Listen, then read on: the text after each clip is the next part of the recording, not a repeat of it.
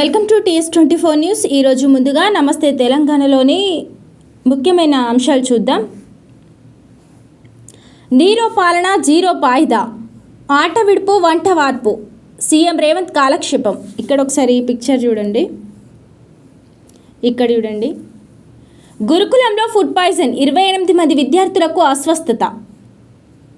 Rome తగలబడుతుంటే Nero చక్రవర్తి fiddle వాయించాడని విని విస్తుపోయాం. తనకు Hitler ఆదర్శమని బాహటంగా ప్రకటించుకున్న Revanth నీరోను హీరోగా భావిస్తున్నట్టుంది.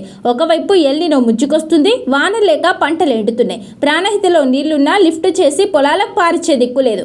మరోవైపు గురుకులాల్లో ఫుడ్ పాయిజన్ ఘటనలు ఆగట్లేదు. రాష్ట్రంలో ఎక్కడో చోట విద్యార్థులు రోడ్డెక్కని రోజు లేదు. విద్యాశాఖను తన దగ్గరే పెట్టుకున్న ముఖ్యమంత్రి రేవంత్ వాటిపై సీరియస్గా సమీక్షించలేదు.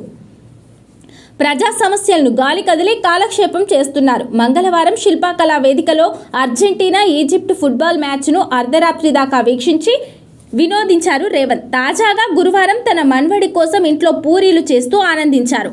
మన్వడి కోరినప్పుడు తాతకు తప్పుతుందా అంటూ వీడియోను ట్వీట్ చేసుకొని మరీ ముఖ్యమంత్రి మురిసిపోయారు.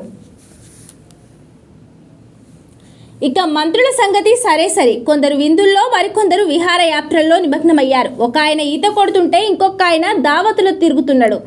ఇదంతా సంక్షేమమే, ఇదంతా ప్రజాపాలనే. ఇదేమీ తెలియని రైతులు మాత్రం చుక్క నీటి కోసం బిక్కచచ్చి చూస్తున్నారు. చేను తడిపేందుకు తన్లాడుతున్నారు. బిందెలతో తెచ్చిపోసో ట్యాంకర్లతోనో నీళ్లు పారించో నారును కాపాడుకునేందుకు నానా తిప్పలు పడుతున్నారు.